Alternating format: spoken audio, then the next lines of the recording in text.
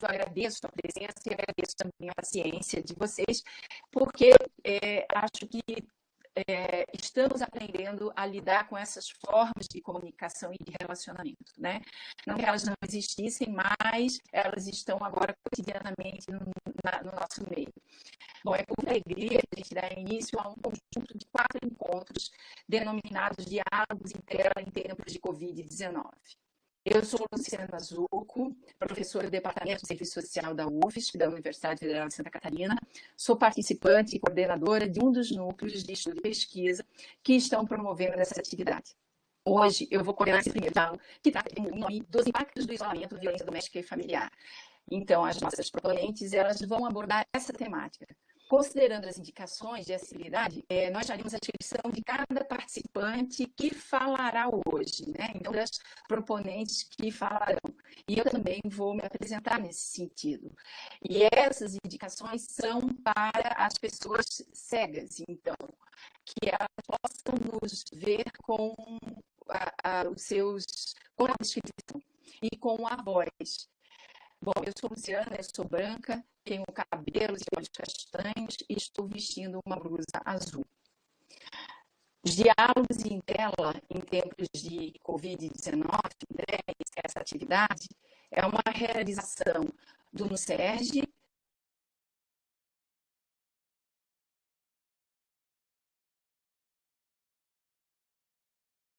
Margens, Modos de Vida, Família e Relações de Gênero, também da UFSC, o Instituto de Estudos de Gênero, IEG, também da UFSC, e do LABEDUCETS, Laboratório de Educação e Sexualidade, do Centro de Educação à Distância, da Universidade do Estado de Santa Catarina, da UDESC.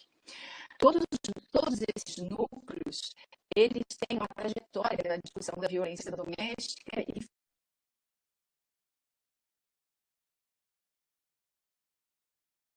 familiar, particularmente eleição.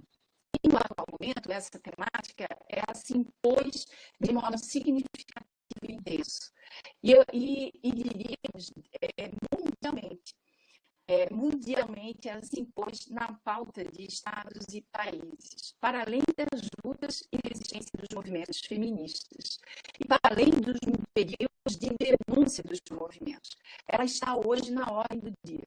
Ou seja, aquilo que há décadas a luta das mulheres e dos movimentos feministas reivindicam, as violências contra a mulher, são hoje objeto de todos, é um tema de política pública e uma preocupação de todos e todas. Dito isso, eu quero apresentar as propositoras, proponentes, como a gente está denominando, Raíssa e Valéria, para que elas façam a sua descrição. Por favor, Raíssa. Então, primeiro, boa tarde. Eu só conseguia entrar com o vídeo agora, então eu vou fazer aquela apresentação que a Luciana fez antes e que a Valéria também fez antes. Eu sou branca, tenho cabelo curto, loiro, olhos azuis e eu estou vestindo uma camisa azul. Eu sou doutora pelo Programa de Pós-Graduação Interdisciplinar em Ciências Humanas da UFSC, da Universidade Federal de Santa Catarina, e mestre em Ciência Política e bacharel em Direito pela URGS, que é a Universidade Federal do Rio Grande do Sul. Eu pesquiso violência doméstica e familiar desde a graduação, e a minha pesquisa doutoral ela foi sobre experiências de mulheres no enfrentamento à violência doméstica e familiar e suas relações com serviços para autores de violência. E eu vou trazer algumas das questões também que eu consegui identificar a partir da pesquisa da tese durante a minha apresentação.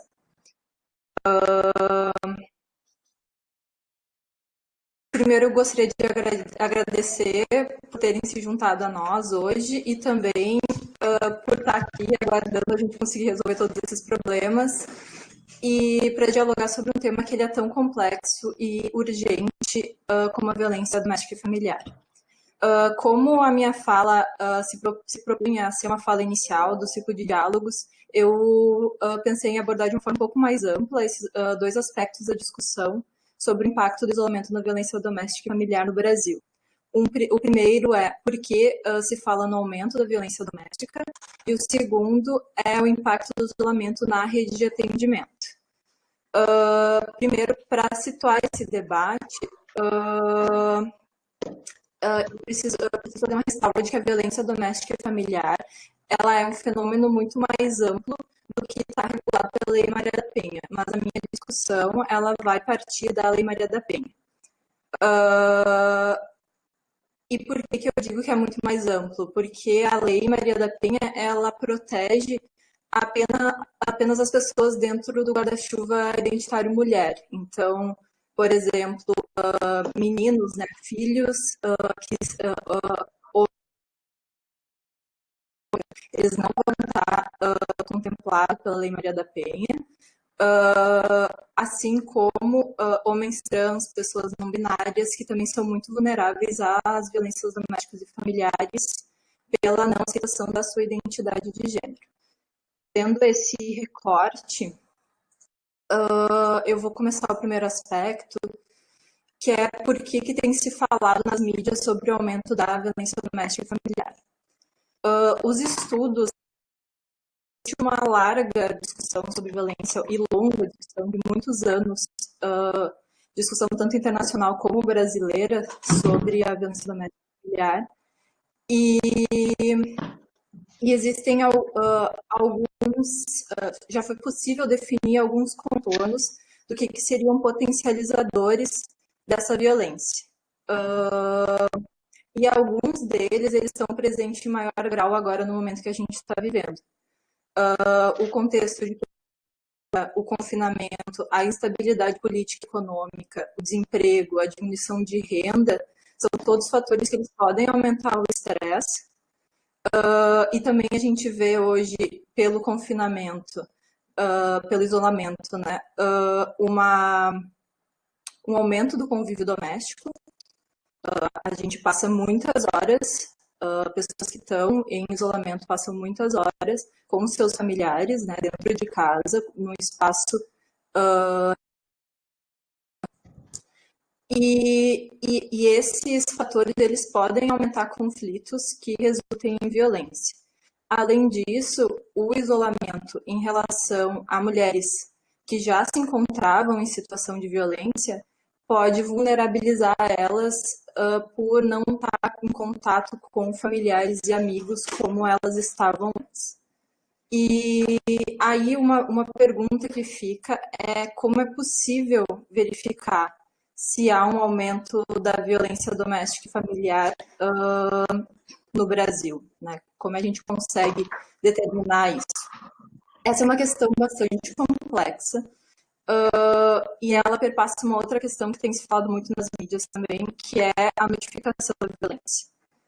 Eu fiz um breve mapeamento das notícias do último mês que continham dados de violência doméstica, e eu encontrei que, de modo geral, no Brasil, há uma diminuição nas notificações nas delegacias, né, notificações presenciais, só que essa diminuição no registro, ela não indica que há diminuição nas situações de violência, pelo contrário, e há um aumento nas notificações por telefone e nas notificações online. Muitos estados já desenvolveram ou estão desenvolvendo aplicativos ou disponibilizando que esses registros sejam feitos de forma online. Além disso, existe o Ligue 180, né, Central de Atendimento à Mulher, que também identificou um aumento de ligações. E no 190, vários estados também identificaram aumento dessas ligações. Tem alguns locais que eu pude identificar que eles falam numa diminuição da violência de modo geral. Aí são contextos bem locais, né, municípios, que perceberam uma diminuição de crimes violentos nesse período de isolamento em comparação com o ano passado, ao mesmo tempo que perceberam um aumento das denúncias de violência doméstica e familiar. Nesses casos, a gente já tem mais indicadores de que há sim um aumento. E uma outra questão que perpassa o aumento da notificação é que ele também pode significar o aumento da frequência das situações de violência e também um aumento, uma escalada da violência. Situações de violência psicológica, passando agora também a englobar situações de violência física ou situações de violência física com violências, né, com danos corporais mais graves. Algumas cidades identificaram aumento de prisões em flagrante, que também pode indicar essa questão da escalada da violência, e aumento de feminicídios, né, nesse período. O Fórum Brasileiro de Segurança Pública publicou um pequeno relatório e ele conseguiu trazer alguns dados de alguns estados, mas não de todos, e toda essa análise de dados, ela não é algo definitiva, né? É toda uma análise que tem sido feita agora, mas que a gente precisa de um pouco mais de tempo para conseguir entender exatamente os fatores que interferem na notificação ou não nesse momento e no aumento ou não da violência. E aí uma questão bastante grave é o aumento desses feminicídios, né? Porque aí a gente está falando de uma escalada muito grande em termos de violência doméstica e familiar, que pode estar relacionada tanto com a dificuldade de notificar quando a violência antes, e quando chega para o Estado já chega em forma de feminicídio.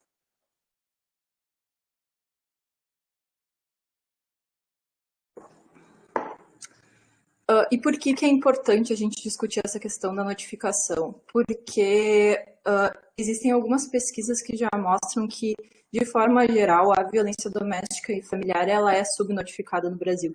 Então, a gente já trabalha com a subnotificação. E agora, com o isolamento, a gente vê, por diversos motivos, como dificuldade de transporte,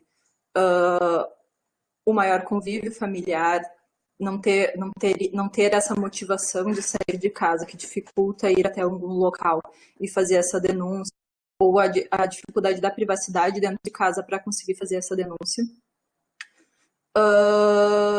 Mas as pesquisas anteriores elas já indicavam que apenas 17% das mulheres procuram uma delegacia especializada e 16% uma delegacia comum. Ou seja, a gente está falando de que a gente trabalha com uma perspectiva de que há uma grande subnotificação da violência doméstica e familiar. Então, agora, um dos impactos do isolamento é o aumento dessa subnotificação. E em relação à notificação, acho que é importante a gente também marcar que em muitos contextos midiáticos tem se feito um apelo para que as mulheres tenham coragem de denunciar. Só que falar do isolamento não é falar sobre um impacto na coragem das mulheres, e sim falar no impacto nas condições materiais de buscar essa intervenção estatal. Então, nesse momento, se a gente quer que as mulheres procurem ajuda, a gente tem que aumentar as possibilidades dessa ajuda estatal, né, dessa intervenção estatal. A gente tem que aumentar as ferramentas disponíveis, porque nesse momento, e a gente vai falar daqui a pouquinho sobre a rede de atendimento, elas têm diminuído. Então, a gente tem que buscar outras formas de outras ferramentas que possam ser utilizadas por essas mulheres em tempos de isolamento. E a notificação também é bem importante, ela não pode ser pensada de forma desconectada das políticas públicas de assistência, porque senão a gente está falando simplesmente de uma produção de estatística, né, e não da resolução, não do enfrentamento daquela situação específica de violência. E aí entra uma questão bem complexa, que é que no contexto atual, a violência doméstica e familiar ela está sendo tratada pelo governo brasileiro, né, pelo governo federal, assim como está sendo tratada a pandemia de Covid, como uma questão de demanda, né? Tipo, se lida apenas, e muitas vezes de forma bastante precária, com os casos que chegam até o Estado. Então, não há hoje, em nível federal, a implementação de uma política estratégica de enfrentamento. A gente já teve algumas políticas implementadas no passado, mas agora, nesse momento, a gente não tem uma articulação do governo federal, estados e municípios de forma a implementar políticas. E aí, então, passando para a rede de atendimento, para entender como é que o isolamento impacta nessa rede, eu vou falar rapidamente o que a gente entende por rede. A rede de atendimento, ela conjuga serviços especializados e ela é fundamental para esse enfrentamento à violência pelas mulheres, né? E a criação dessa rede, ela perpassa a ideia de que existe uma rota crítica, de que é um caminho que a mulher percorre, né, para acessar a intervenção do Estado. E esse caminho ele tem diversas portas de entrada, que pode ser serviço de saúde, delegacias, assistência social, educação, e que é necessário que elas estejam articuladas para que as mulheres não tenham que ficar indo a muitos lugares e não seja um caminho, não exista um caminho dificultado no enfrentamento, né? Então, quanto mais articulada está a rede de atendimento, mais rápido, mais fácil, de forma mais acolhedora, a mulher vai ter acesso a essa proteção estatal. E essa rede, ela nunca teve implementada de forma ampla e conforme as especificações da Lei Maria da Penha em âmbito do território nacional. Ela sempre foi bastante restrita. E desde 2015 a gente vê uma diminuição ainda maior, um desmantelamento de políticas que já existem, de financiamento. E para vocês terem uma ideia do que significa a rede em nível nacional, hoje apenas 20,9% dos municípios brasileiros têm algum serviço especializado, né? Se a gente, eu trouxe alguns dados de quantos, por exemplo, existem 134 abrigos isso são dados de 2008, né, que são os dados mais atualizados que eu tive acesso. A gente tem 134 casa-abrigos no país. O Brasil tem 5.570 municípios. Então, a gente está falando de políticas que não são suficientes para a quantidade de casos de violência doméstica e familiar que o Brasil tem e que são notificados, e muito menos se a gente for pensar nos subnotificados. E quanto menos a gente investe em serviços especializados, mais a assistência social ela acaba tendo que dar conta juntamente com todas as outras suas demandas, né? E sem o correspondente aumento de profissionais e de estrutura. Eu ia entrar um pouco na minha pesquisa de doutorado, mas eu não sei se a gente vai ter tempo para isso, aí depois talvez a gente possa conversar um pouco mais sobre isso. Mas eu acho que quando a gente vai pensar no impacto do isolamento na violência doméstica e familiar, a gente tem que pensar que essa pandemia ela acaba exacerbando desigualdades e opressões que já existem na sociedade brasileira. E ela atinge de forma desproporcional as pessoas em situação de maior vulnerabilidade social. Então, isso vai afetar, esse contexto ele afeta as mulheres que já tinham dificuldade de ter acesso aos serviços. Então, a gente está dificultando ainda mais esse acesso. Então, o olhar para os serviços e como a gente vai estar pensando essa rede de atendimento, ele tem que ser um olhar interseccional, porque senão a gente vai estar só atingindo as mulheres privilegiadas dentro das estruturas sociais brasileiras. A gente só vai estar atingindo mulheres cis, brancas, de classe alta. A gente só vai estar atingindo um nicho muito específico, né? E aí, então, para encerrar, e depois a gente poder estar dialogando um pouco mais, eu vou falar alguns serviços que eu encontrei que estão disponíveis em nível nacional e algumas ideias de como a gente pode estar organizando a rede de atendimento agora em relação ao isolamento. os serviços disponíveis, né, território nacional. O Ligue 180, né, então ele traz, né, informações e é um canal de denúncia todo canal. Vários estados já disponibilizaram a denúncia online, então eu consigo trazer alguns aqui, mas eu acho que também não cabe. Depois, qualquer coisa, eu posso estar disponibilizando esse material. Denúncia por celular, alguns já estão disponibilizando. No Rio Grande do Sul, teve uma ampliação da Patrulha Maria da Penha, isso é algo bem interessante. O governo federal lançou um aplicativo que é o Direitos Humanos BR. Tem vários centros de referência à mulher trabalhando por teleatendimento. E um dos serviços que eu estudei também está trabalhando por teleatendimento, fazendo acompanhamento psicológico virtual, né, com mulheres em situação de violência. E um centro de referência de São Paulo, ele começou a arrecadar doações para distribuir cestas básicas para as famílias que eles acompanham. Essas são algumas ações que eu achei interessante trazer para vocês. E aí, algumas ideias, uma vez que a gente não tem um esforço efetivo em nível federal para estar coordenando esses esforços, a rede em nível local, ela faz muita diferença se a rede em nível local conseguir se articular, né? Se as pessoas se conhecerem, se as pessoas que estão nessas portas de entrada se informarem de todos os serviços que existem no âmbito municipal e toda vez que uma mulher entra em contato, ela não precisa entrar em contato mais de uma vez para conseguir as informações necessárias para estar procedendo esse processo dela de enfrentamento. É uma divulgação intensa dessas informações atualizadas sobre o funcionamento da rede nos municípios, uma articulação de rede de forma a conseguir cestas básicas, e de cuidados contra o Covid para disponibilizar para mulheres que vão às delegacias ou que vão aos locais que estão abertos e que precisam disso, né? Que precisam que estão sem renda atualmente, que estão ou que não têm ou que não trabalham, ou que estão desempregadas por causa do isolamento. Uma pressão nos governos municipais a pagar diárias em hotéis que não possuem casa-abrigo, né? Ou então que se organize transporte para municípios próximos.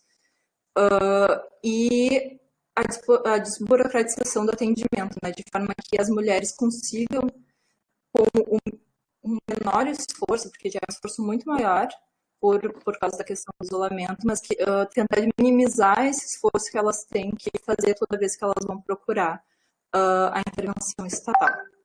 Essas recomendações, elas não são, essas ideias, elas não são novas, elas deveriam ser aplicadas em qualquer contexto, mas isso não ocorre. Ai, o meu despertador aqui, desculpa. Mas elas não ocorrem devido à frágil implementação da Lei Maria da Penha. Por enquanto era isso, e eu espero que a gente possa dialogar mais depois. Muito obrigada, Raíssa. Agradeço, acho que já nos deu elementos, algumas pessoas já se posicionaram no chat, mas agora a gente passa para a Valéria para que ela faça as colocações dela.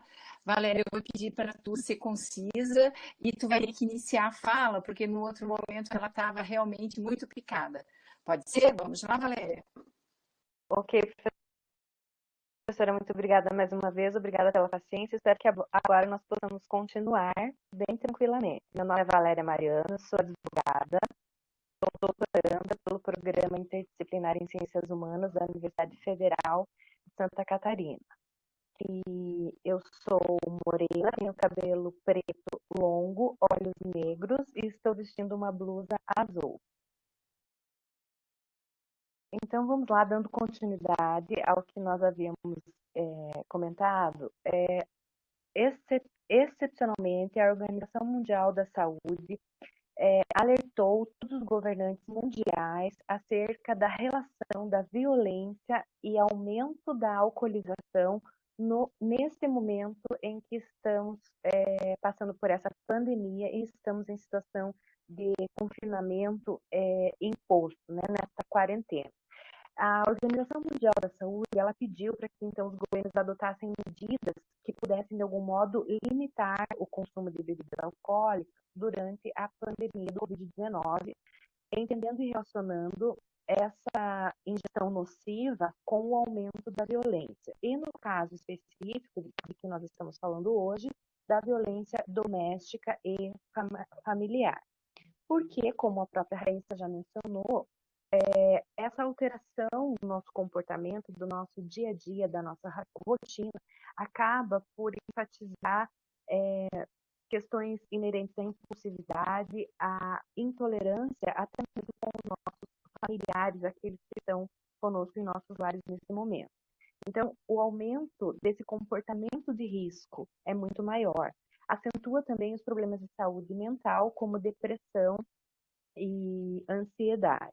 Maior risco, naturalmente, da violência doméstica propiciada em razão da falta de sono também, da alteração da rotina alimentar.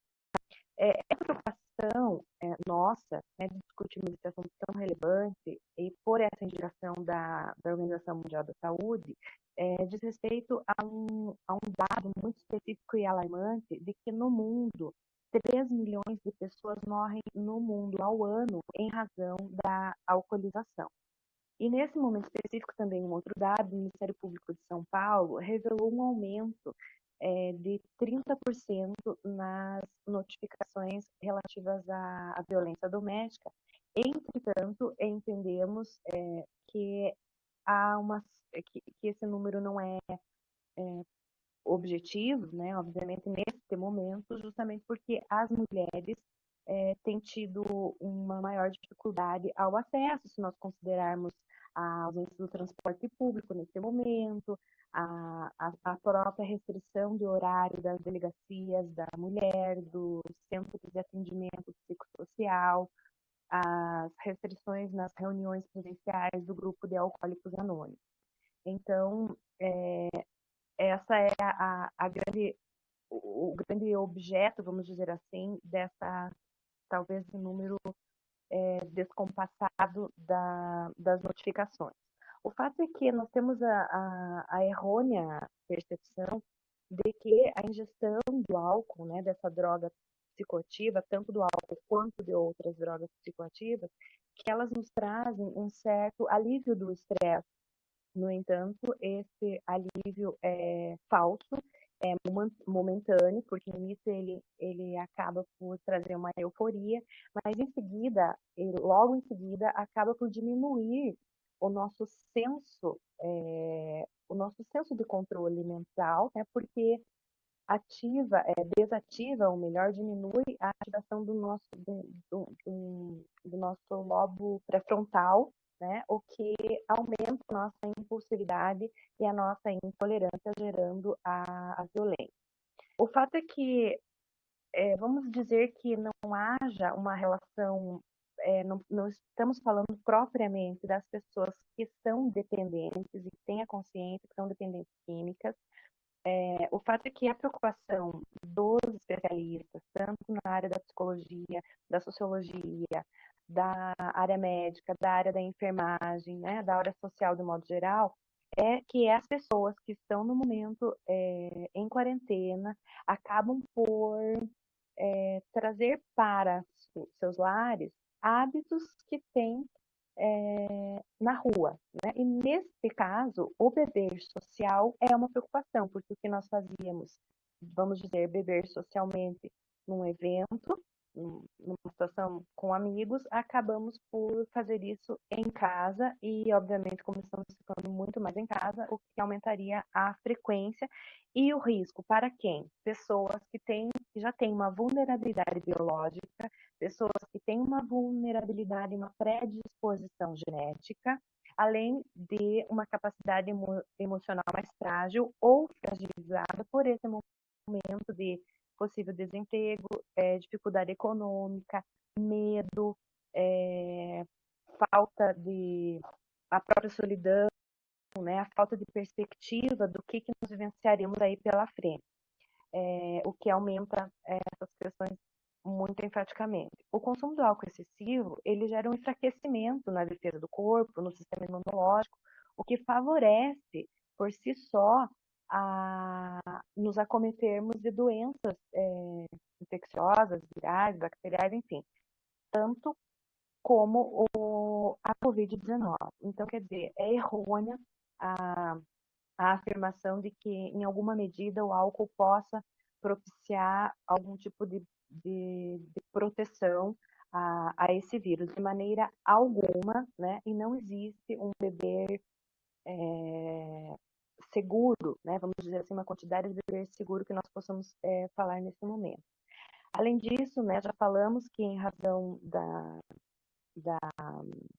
da quarentena, do confinamento, as mulheres que estão envolvidas, eu digo mulheres porque nós estamos falando especificamente da questão de gênero aí, mas claro que essas situações envolvem a alcoolização tanto de homens quanto mulheres e de violências entre eles e não somente deles contra elas, né? E isso ao menos que nos diz a presidente da Associação Brasileira de Estudos de Álcool e Outras Drogas, a doutora Renata Brasil Araújo. Em razão do tempo e das nossas dificuldades que nós tivemos aí, um recado que se eu pudesse deixar para os que estão nos assistindo é que ingerir bebida alcoólica é uma ferramenta perigosa para esquecer a realidade atual, ou seja, não é o caminho correto para lidar com as emoções, né? Então, nesse momento, nós precisamos especialmente ter o instinto aguçado de autopreservação. Eu agradeço imensamente que vocês tenham tido paciência conosco e desejo-lhes uma ótima tarde. Cuidem-se. Valéria, agradeço. Acho que a gente agora pode, pelo adiantado da hora também, acho que a gente pode voltar para as perguntas, né, que já estão colocando algumas perguntas, algumas. Peço a Raíssa para ligar o som e a câmera, e a gente ir para as perguntas e comentários. A gente já tem uma do Jorge Luiz Aluski, que é de Garapuava, Paraná, e ele faz a seguinte colocação. Então, a gente está entrando no segundo momento, que é exatamente o chat. O Jorge, ele coloca o seguinte,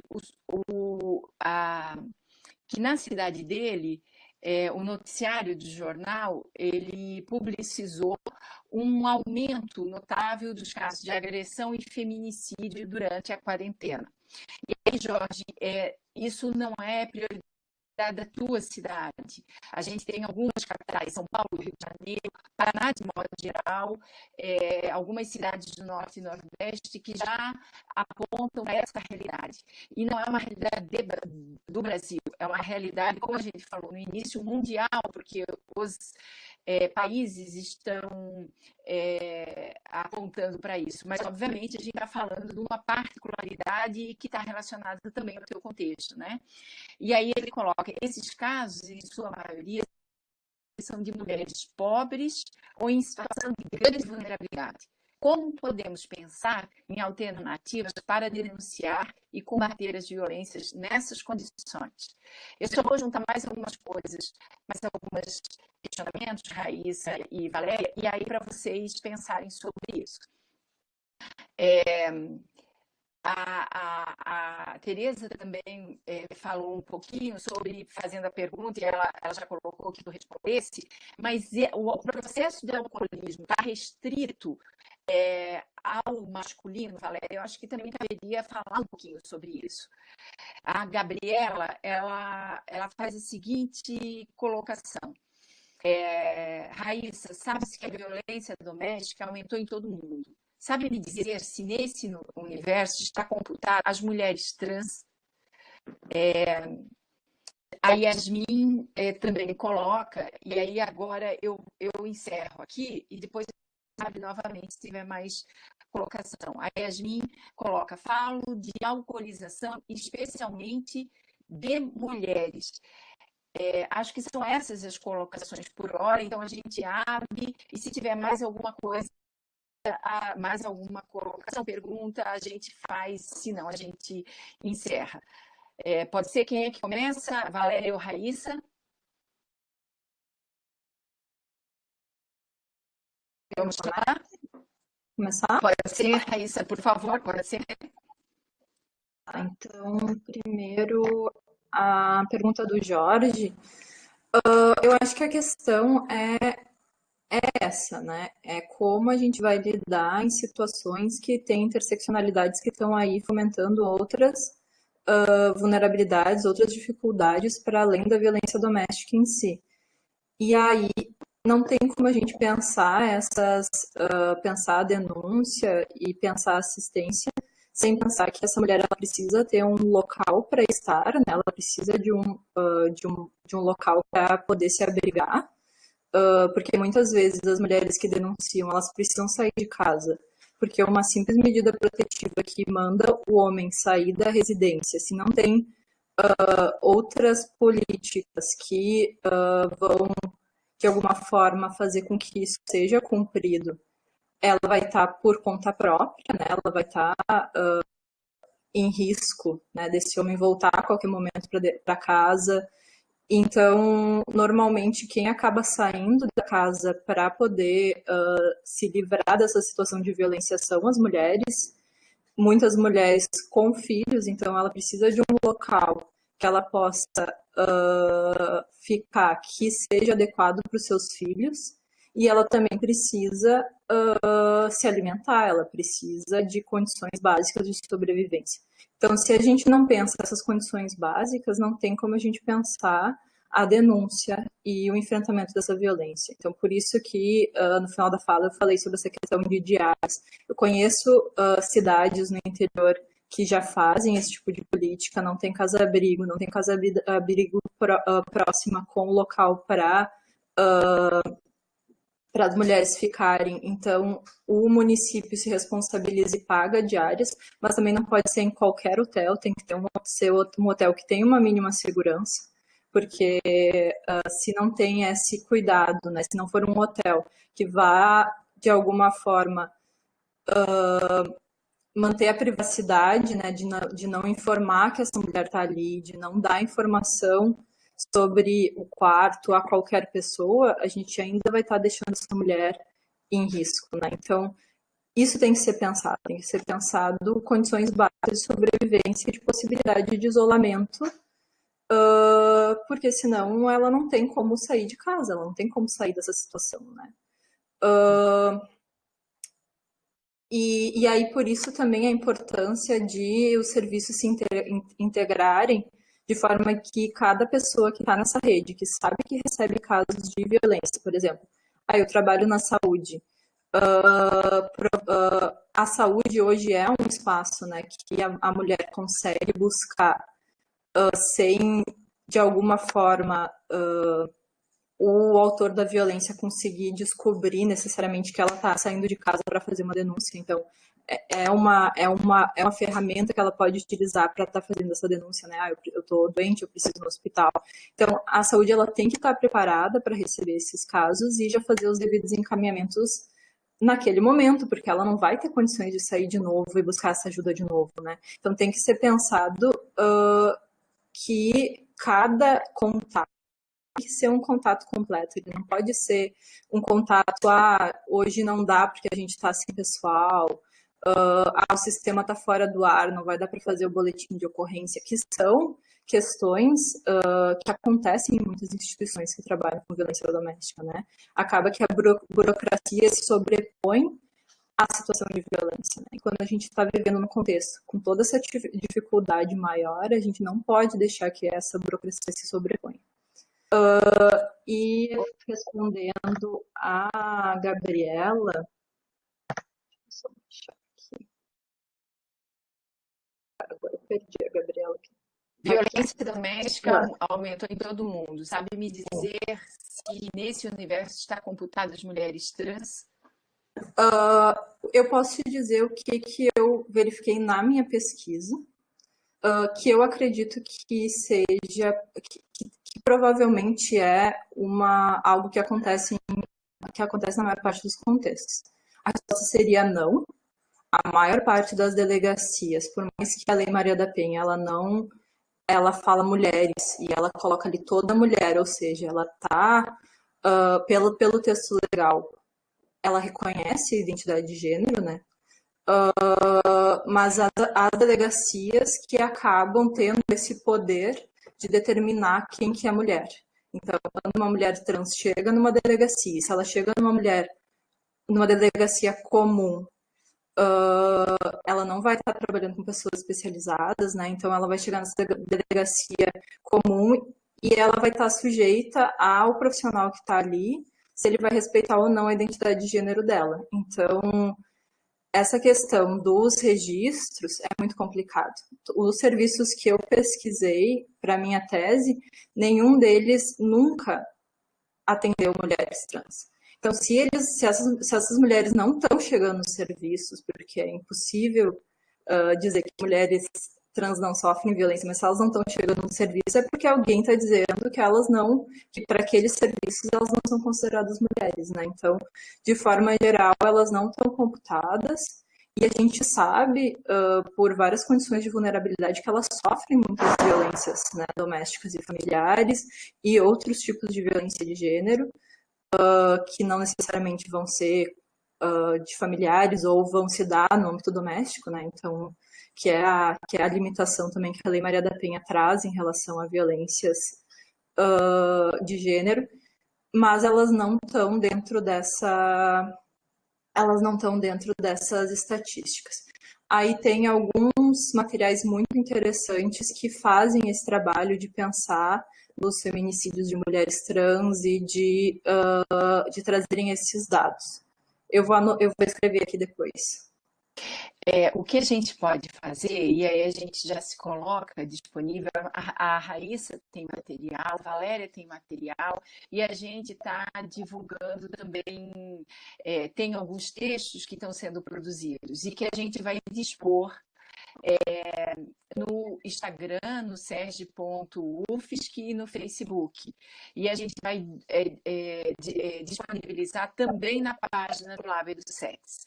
Então, essas mídias vão estar recebendo materiais que foram aqui mencionados. A gente passa a palavra para a Valéria, tem mais algumas questões. Depois da Valéria responder, a gente volta, que não são questões, são observações que eu acho importante a gente falar, e aí a gente encerraria, ok? Pode ser assim? Valéria, por favor. Ok, professora, eu gostaria de responder a Gabriela e fazer um contraponto em relação à fala da Raíssa. Na realidade, aqui no Paraná, a experiência que eu tenho uma ligação estreita com a delegacia da mulher da minha comarca de Ponta Grossa, de que as mulheres trans, de fato, elas são atendidas como são identificadas, como elas se identificam pelo nome social.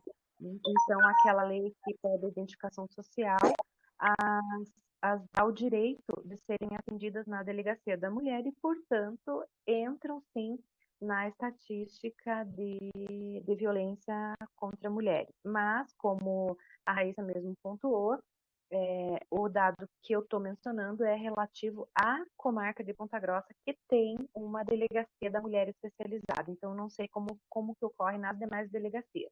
No entanto, achei muito interessante o que a Raíssa enfatiza no seguinte sentido, de que os profissionais que integram esse corpo de funcionários das delegacias têm que ter um preparo.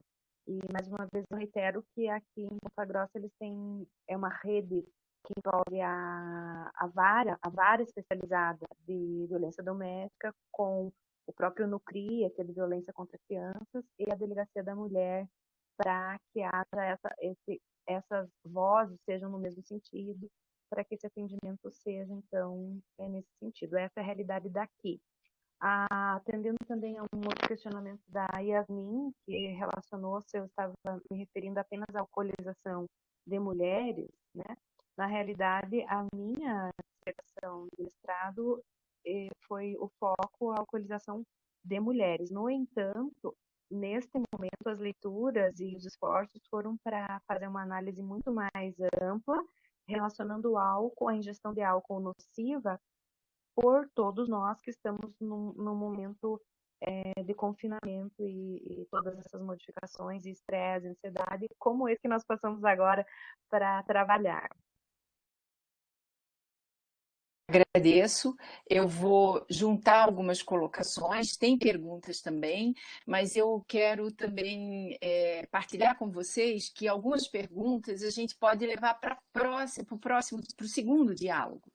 Então, porque a gente está no adiantado, a gente está quase às 17 horas, e a gente também, acho que parte agora para o encerramento. Eu só vou fazer as demais colocações, que são muito importantes. A Lu Borges fez uma observação, Milena e Tereza. A Lu Borges, ela coloca o seguinte, eu acho que isso, e eu gostaria de ouvir rapidamente de vocês depois, porque a gente anda, assim, o que eu li nos coletivos é que está sendo recorrente pela dificuldade que o isolamento nos traz, porque se essa mulher já tem dificuldade da denúncia, o isolamento intensifica essa dificuldade. E a Lu Borges, ela fala assim, viu uma iniciativa da polícia que é treinada para atender com denúncias de mulheres que não citam alô. Estou em perigo, meu marido está me batendo. Mas com outras palavras, né? São os códigos. Mas com outras palavras, como se estivesse encomendando uma pizza. Essas alternativas de denúncia também precisam passar pela forma de denunciar. Porque nem sempre a vítima de agressão pode falar abertamente. Eu tenho oportunidade de discar para 180 com o agressor ao lado dela em casa, perfeito? E aí ela continua, porque algumas pessoas fizeram, e eu vou voltar para os comentários, e ela continua. Isso, usar códigos como pizza, maquiagem, remédios, é importante pensar nisso também, porque além da denúncia, como disse a Valéria Mariana, é preciso pensar no atendimento do Disque 180, na delegacia, sem falar no depois de denunciar faz o quê? Eu acho que a Raíssa também falou um pouquinho sobre isso. Pensando na mulher não ficar desassistida, principalmente se o agressor não for preso. Acho que aqui a gente já tem algumas indicações para a rede, né? Como que a gente cria códigos na nossa realidade, no nosso município. Como é que a gente está estruturando essa rede, partilhando esses códigos, sabendo que a dificuldade ela está acentuada.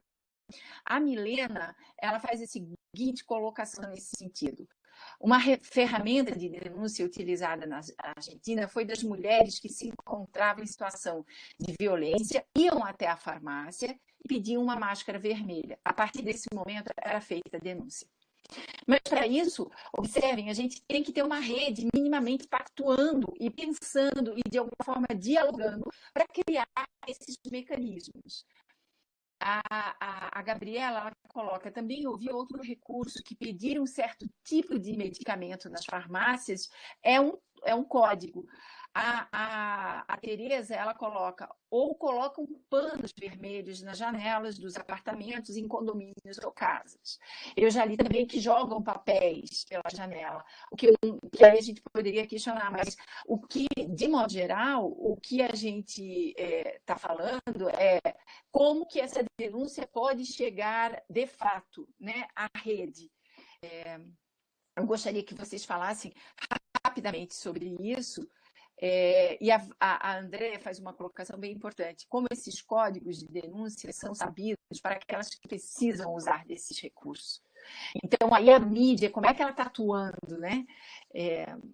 Como que a gente faz essa... Porque se esses códigos chegam às mulheres, podem também chegar a quem perpetra a violência. Então, como é que a gente trabalha com isso? Por favor, Raíssa e Valéria, assim, em 2 minutos, para a gente poder encerrar.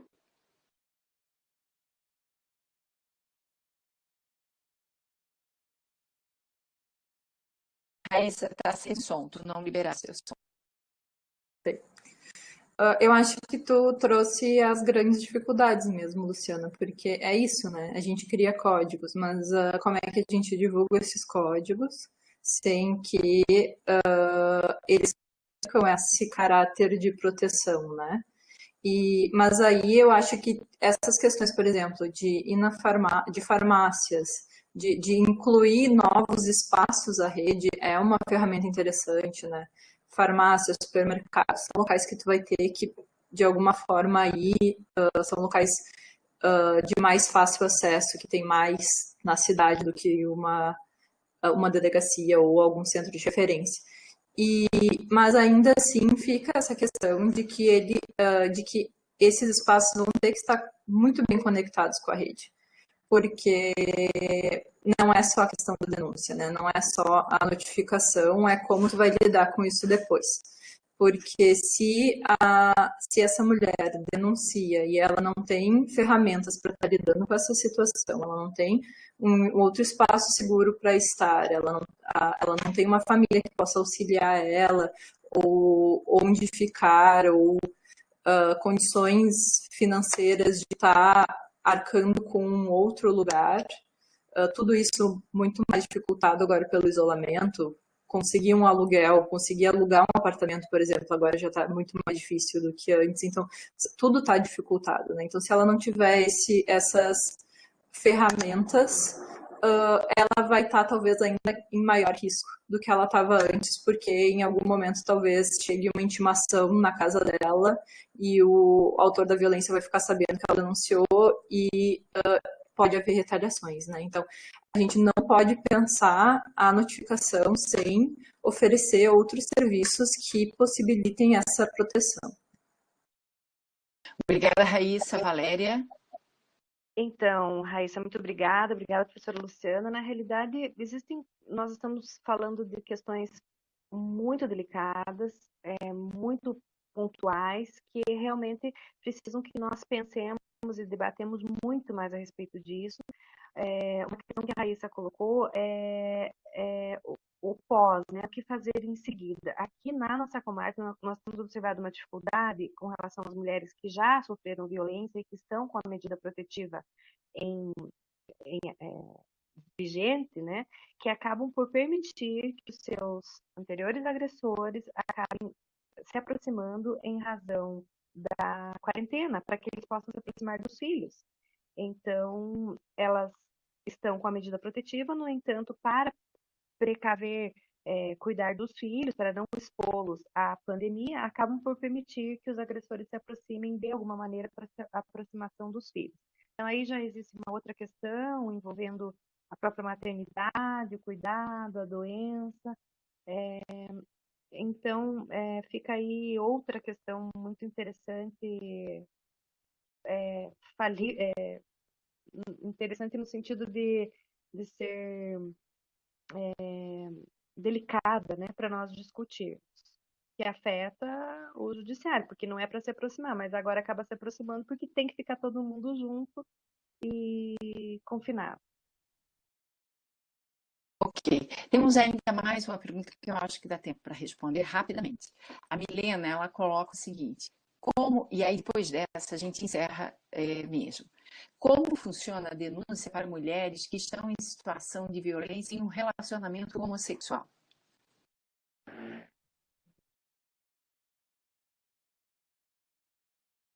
Milena, o procedimento é o mesmo. A questão mais complicada é que, em geral, a rede de atendimento ela não está preparada, muitas vezes, para atender esses casos. Assim. Então, a gente entra em uma outra discussão, que também é bastante relevante, mas que também tem a ver com aquela minha fala inicial, de que os serviços, da forma como eles estão estruturados hoje, com o tipo de capacitação, estou falando de forma bem genérica, tá? Tem muitos exemplos, tem muitos locais que já se faz um trabalho muito melhor, mas eu estou falando de forma bem genérica no Brasil, que a maior parte dos serviços, eles não estão pensando essas questões, e quando chega a esses casos, aí que se vai tentar entender como se pode lidar com a situação de violência, né? E aí entra toda uma questão também que a dinâmica da violência doméstica e familiar em relacionamentos lésbicos e como ela vai chegar no processo de justiça, ela é muito mais complexa, porque... e aí eu falo um pouco de experiência pessoal e vivência. Normalmente quem vai ter a possibilidade de denunciar é a pessoa que está um pouco mais por dentro das informações, né? Então a gente já é uma dinâmica muito mais complexa e eu acho que os serviços em geral eles não estão preparados. Não é gênero que vai explicar necessariamente a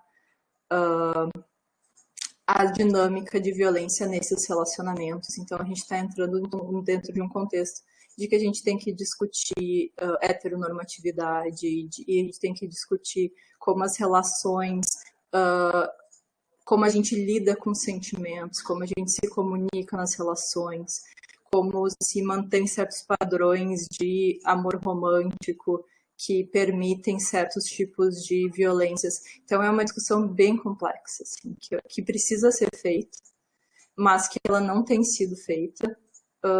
E o serviço não tem sido feita, eu digo, no sentido mais de grande escala, né? Ela não tem sido feita em grande escala. Existem várias pessoas que estão estudando isso, mas isso não está na mídia, isso não está dentro de uma perspectiva de informação maciça, né? Valéria, antes de tu responderes, me desculpa, mas é que tem mais uma pergunta e eu não vou mais incluir nenhuma pergunta pelo tempo mesmo. Mas essa é muito importante, que é da Gabriela e que ela coloca. As mulheres, e a gente começa por ti, Valéria, se puder. As mulheres negras sofrem mais violências, há dados sobre isso? E aí, se tu tiveres a vontade para responder as duas, tu responde, a gente passa para a Raíssa e já num processo de encerramento mesmo. Quem tiver mais pergunta, guarde para o próximo diálogo, que vai acontecer na segunda-feira, no mesmo horário, dia 4/5, que é que é a próxima segunda, às 15h30, nessa plataforma. Não vai ter intercorrências, porque a internet ela vai estar a jato, e a gente mentaliza isso, e possivelmente vai estar. Então, quem tiver perguntas, guarde para a próxima segunda. Por favor, Valéria, e depois Raíssa, e aí a gente encerra. Pois não, professora, respondendo à questão em relação ao atendimento para pessoas homossexuais, o que eu posso falar é em relação à legislação. A legislação prevê igualdade no atendimento na delegacia da mulher, em se tratando de mulheres homossexuais, desde 2002, com o novo Código Civil, né? Mesmo sendo ou casamento ou união estável, não há nenhuma restrição em relação a isso no que diz respeito à lei e ao atendimento que deve ser feito. No entanto, tem todas essas pontuações que a Raíssa fez, que são excelentes no que diz respeito ao despreparo, vamos dizer assim, da equipe de algumas delegacias da mulher e outros lugares que possam vir a atender essas questões. A outra questão, professor, era em relação a As mulheres negras sofrem mais violências? Há dados sobre isso? Na realidade, professora, quando se faz o atendimento, existe um relatório, uma anotação, né, vamos dizer assim, que é feita pelos interlocutores ali das pessoas que estão relatando durante o boletim de ocorrência, em que é necessário que sejam ditas escolaridade, questão econômica, né, questão de renda, questão de filhos, questão do estado civil e cor da pele. O fato é que não existem estudos, ou muitos estudos nesse sentido, mas dois aspectos chamam a atenção, que é a cor da pele negra e a questão da economia, né? Nesse ponto, a gente... Claro que aí estaria também relacionado à escolaridade, mas esses dois aspectos, essas duas categorias, a cor da pele e a situação econômica, seriam os dois aspectos principais. Muito embora não existem dados nacionais, dizer assim, pesquisas pontuais de bastante relevância que eu posso indicar, deixar indicado para todos nós através do site do NUCER. Ok, Valéria, obrigada. Raíssa, encerrando. Eu queria fazer um adendo em relação à minha fala anterior, que eu falo assim, de modo geral, porque, quando eu falo de modo geral, né, existem 460 delegacias especializadas de atendimento às mulheres no Brasil. Talvez um pouco mais agora, porque os meus dados são de 2018. E como eu coloquei antes, existem 5.570 municípios no Brasil. Então, a gente está falando de que tem muitos contextos que não tem, a maior parte dos contextos, né, não tem delegacia especializada, e e talvez não tenha próximo, não tenha um município que a polícia consiga te levar até lá, ou que se interesse em fazer isso também, porque vai depender muito da delegacia se eles vão fazer esse procedimento. Então, se não tem essa delegacia que tem um treinamento para estar te fazendo teu acolhimento, fazendo teu atendimento quando tu chega lá. Então, a gente está falando de delegacias comuns. E aí a gente está falando dos preconceitos e das desigualdades que existem no Brasil, né? Então, tudo isso vai estar refletido nas pessoas que vão estar fazendo esses atendimentos, todos os preconceitos. Então, nesse ponto que entra as dificuldades, né? De como vai ser o atendimento de violência em relacionamentos lésbicos, como vai ser o atendimento das mulheres trans. Então, quando eu falo de modo geral, eu estou falando muito mais desse contexto que não tem um serviço especializado, que é a maioria, né, dos contextos. E falando, então, dessa questão dos dados, sim, existem dados, e o dado mais grave é que desde a promulgação da Lei Maria da Penha, a gente vê em alguns anos, né, agora a gente está com outros dados, mas houve, de 2006 a 2014, uma diminuição dos feminicídios de mulheres brancas e o aumento de mulheres negras. Então, a gente tem esse dado, que é o dado do feminicídio, que é a violência final, é o caminho final da violência doméstica e familiar, né? Porque muitos casos de feminicídio, eles vêm de uma trajetória de violência doméstica e familiar. Não vou dizer todos, mas muitos casos. Então, a gente está falando desse dado final, e esse dado final nos mostra que, sim, existe uma maior incidência e que a aplicação da Lei Maria da Penha não está atingindo essas mulheres, está atingindo um perfil de mulheres que são as mulheres brancas. Então, os serviços, eles não estão sendo pensados para essas pessoas que estão em maior dificuldade, que têm menor acesso a políticas públicas ou que têm alguma dificuldade econômica, e aí isso acaba impactando desproporcionalmente as mulheres negras, porque elas sofrem com racismo estrutural, elas sofrem violência obstétrica, elas sofrem diversas violências institucionais, além das violências domésticas e familiares, né? Então, eu acho que dá para dizer que sim.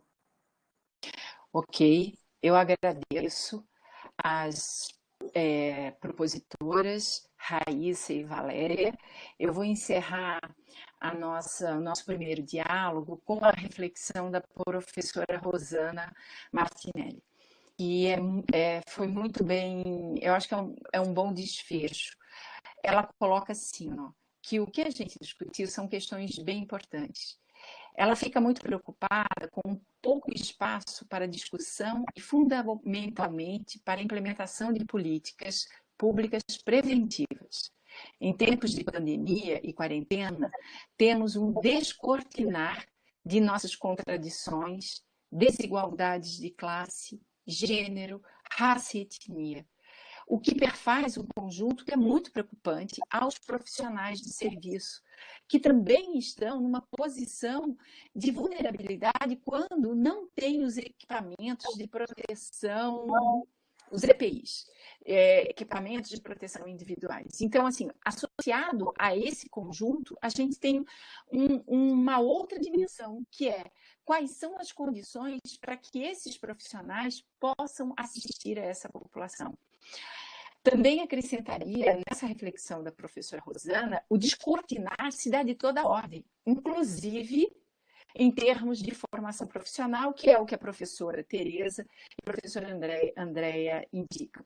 E aí a gente pode questionar que formação são essas que estão sendo asseguradas para os diferentes profissionais que estão na saúde e na assistência e na segurança pública, serviços agora que estão sendo extremamente demandados e que estão sentindo a intensidade da violência familiar e doméstica nesse momento. Eu quero encerrar esse primeiro diálogo dizendo que esses são espaços importantes para que a gente se fortaleça, pense alternativas a serem encaminhadas aos gestores e gestoras e que a gente possa partilhar um pouquinho de algumas reflexões que a gente vem fazendo no nosso núcleo. Quero dizer que as pessoas que aqui se apresentaram são algumas pessoas das nossas equipes e a nossa equipe é muito maior. No próximo diálogo, a gente vai parar uma foto para vocês terem dimensão de quem somos nós. A gente também convida vocês para o segundo diálogo, que o tema é o trabalho com homens autores de violência no contexto de Covid-19. Eu já falei, mas eu vou voltar a repetir, ele vai ser realizado na segunda-feira, dia 4, agora, às 15h30, e a gente conta com a presença de vocês. Agradeço a todas e a todos pela paciência, pela participação e pela resistência, que eu acho que esse é a palavra que nos move nesse momento. Muito obrigada e agradeço a Valéria e a Raíssa novamente. Um abraço para vocês, se cuidem e fiquem todos bem. Acho que é isso. Obrigada, uma ótima tarde, obrigada, um beijão, professora Luciana, um beijo, Raíssa, obrigada, até a próxima.